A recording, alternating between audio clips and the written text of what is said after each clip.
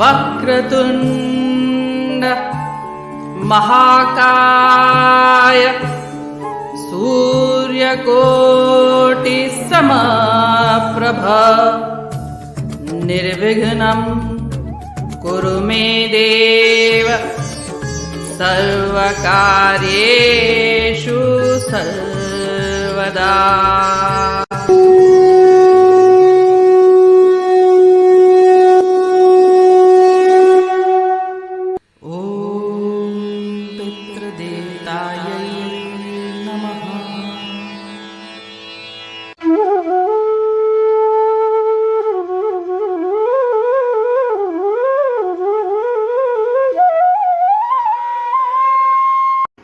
जय श्री कृष्ण।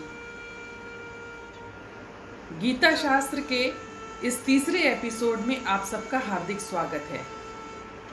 गीता शास्त्र के पहले एपिसोड में हमने देखा गीता के ऊपर असंख्य व्याख्याएं क्यों लिखी गई हैं। दूसरे एपिसोड में देखा गीता का क्या महात्म्य है। आज के इस एपिसोड में हम चर्चा करेंगे गीता शास्त्र की क्या पृष्ठभूमि है। पृष्ठभूमि को लेकर के कहाँ से शुरुआत की जाए, यह भी एक सोचने का बिंदु है। बात शुरू करते हैं राजसूय यज्ञ से। जब पांडवों ने राजसूय यज्ञ करवाया तो उसके महान वैभव और ऐश्वर्य को देख करके दुर्योधन के मन में जलन होने लगी और उसने शकुनी मामा की सम्मति से द्यूत क्रीड़ा के लिए पांडवों को ललकारा और उनको छल से हरा दिया। अंत में निश्चय यह हुआ कि पांचों भाइयों और द्रौपदी को 12 साल के लिए वनवास में जाना पड़ेगा और 1 साल के लिए अज्ञातवास में।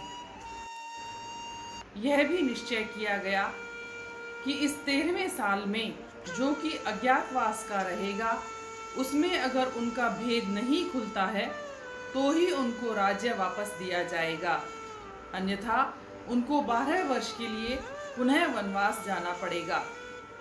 इस तरह से 13 साल बिताने के बाद जब पांडवों ने दुर्योधन से अपना राज्य पुनः मांगा तो दुर्योधन ने राज्य देने के लिए इनकार कर दिया। तब श्री कृष्ण भगवान स्वयं दुर्योधन को समझाने के लिए जाते हैं और युद्ध को टालने के लिए 5 गांव पांडवों को देने के लिए बोलते हैं। लेकिन दुर्योधन ने 5 गांव देने के लिए साफ इनकार कर दिया और कहा 5 गांव देने की तो बात बहुत दूर की है, वह तो इनको एक सुई की नोक के बराबर भी जमीन नहीं देगा। और श्री कृष्ण भगवान को बंदी बनाने लगा। इस पर श्री कृष्ण भगवान ने विराट रूप दिखाया और दुर्योधन आदि सभा में बैठे हुए लोग डर गए। लेकिन श्री कृष्ण भगवान की यह बात नहीं मानी। तब दोनों ओर से युद्ध की तैयारी शुरू होने लगी। दुर्योधन रण निमंत्रण देने के लिए द्वारका में श्री कृष्ण भगवान के पास जाते हैं और उसी दिन अर्जुन भी वहां पहुंच गए। दोनों जाकर देखते हैं कि श्री कृष्ण भगवान अपने भवन में सो रहे हैं। अर्जुन ने दोनों हाथ जोड़े और विनम्रता पूर्वक उनके पैरों के पास खड़े हो गए और दुर्योधन उनके सिरहाने के पास जाकर एक कीमती आसन पर बैठ गए। जैसे ही कृष्ण भगवान की आंख खुलती है तो सामने अर्जुन दिखाई देते हैं और जैसे ही पीछे मुड़कर देखा तो दुर्योधन दिखाई देते हैं। श्री कृष्ण भगवान ने दोनों का सत्कार किया और आने का कारण पूछा। तब दुर्योधन ने कहा, आपका मुझसे और अर्जुन से एक सा ही प्रेम है और हम दोनों ही आपके संबंधी हैं, लेकिन क्योंकि मैं आपके पास पहले आया हूँ और सज्जनों का यह नियम है कि वह पहले आने वाले की ही सहायता करते हैं, और इस समस्त भूमंडल पर आज आप सबसे श्रेष्ठ और सम्माननीय हैं, इसलिए आपको मेरी सहायता करनी चाहिए। दुर्योधन की यह बात सुनकर के श्री कृष्ण भगवान बोले, निस्संदेह मैं दोनों की सहायता करूंगा, परंतु चूंकि मैंने अर्जुन को पहले देखा है, इसलिए अर्जुन की इच्छा पहले पूरी होगी। मैं दो तरह से सहायता करूंगा। एक तरफ से मेरी अत्यंत बलशाली सेना नारायणी सेना रहेगी और दूसरी तरफ मैं युद्ध नहीं करूंगा, मैं शस्त्र भी नहीं उठाऊंगा। हे अर्जुन, क्योंकि तुम्हारी इच्छा पहले पूरी होनी चाहिए, मांग लो, तुम क्या चाहते हो। अर्जुन ने श्री कृष्ण भगवान को मांग लिया और इस तरह से दुर्योधन अत्यंत बलशाली नारायणी सेना को लेकर के प्रसन्न होकर हस्तिनापुर लौट गए। जाते समय श्री कृष्ण भगवान ने अर्जुन से पूछा, हे अर्जुन, जब मैं युद्ध भी नहीं करूंगा, शस्त्र भी नहीं उठाऊंगा, फिर तुमने नारायणी सेना को छोड़ करके मेरे को क्यों चुना।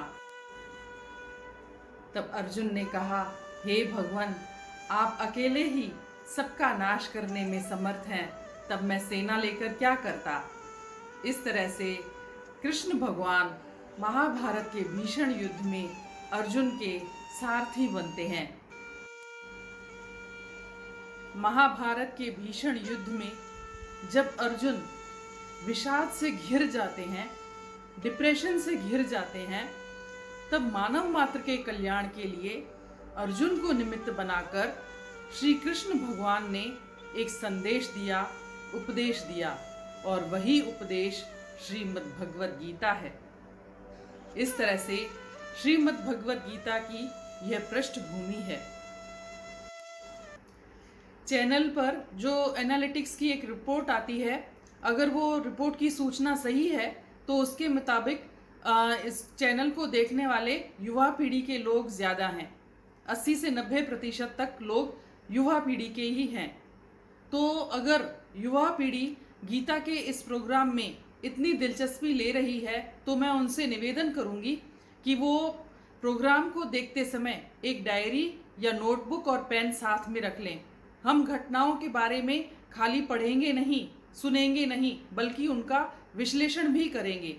विश्लेषण करना सीखेंगे, कैसे किसी घटना को या कहानी को पढ़ा जाता है, कैसे उसका विश्लेषण किया जाता है, क्या शिक्षा मिलती है, इत्यादि कई बातें हम सीखेंगे और यह उनके लिए जिंदगी भर के लिए लाभदायक रहेगा। एक बात और, मैंने डिस्क्लेमर में यह भी लिखा है, बोला भी है कि किसी को कोई भी जो भी लिखना है वो चैनल के कमेंट बॉक्स में ही कुछ लिखें। लेकिन होता क्या है, अभी भी लोग मेरे को व्यक्तिगत रूप से व्हाट्सएप पर या फ़ोन करके ही सूचित कर रहे हैं। अगर आपको कुछ अच्छा लगता है, अगर आप चैनल पर जाके लिखते हैं तो हमें भी अच्छा लगेगा कि हमारे को लोग इतनी सराहना कर रहे हैं, एक प्रोत्साहन मिलेगा। लेकिन जो आप व्हाट्सएप पर अगर प्रोत्साहित करते हैं तो वो दूसरे लोग नहीं देख पाते हैं और यह सूचना गुप्त रह जाती है। इसलिए मैं आपसे निवेदन करूंगी कि आपको अगर प्रोग्राम अच्छा लगे या इसमें कुछ भी आपको अच्छा नहीं लगे, तो भी आप मेरे को चैनल के बॉक्स में लिखें, तो लोगों को पता चलेगा कि क्या रिएक्शंस हैं। अकेले में आप मेरी इतनी तारीफ करते हैं, एक एक जने की मेरे को रिएक्शंस आ रही हैं, तो मुझे लगता है चैनल बॉक्स को अगर यूज़ करेंगे तो ये सबके लिए अच्छा रहेगा। धन्यवाद। कल के जो एपिसोड है उसमें हम पहले श्लोक से शुरुआत करेंगे। गीता का पहला श्लोक है, धर्म क्षेत्रे कुरुक्षेत्रे, यहाँ से हम शुरुआत करेंगे और धृतराष्ट्र के बारे में भी कुछ चर्चा करेंगे। तब तक के लिए धन्यवाद। जय श्री कृष्ण।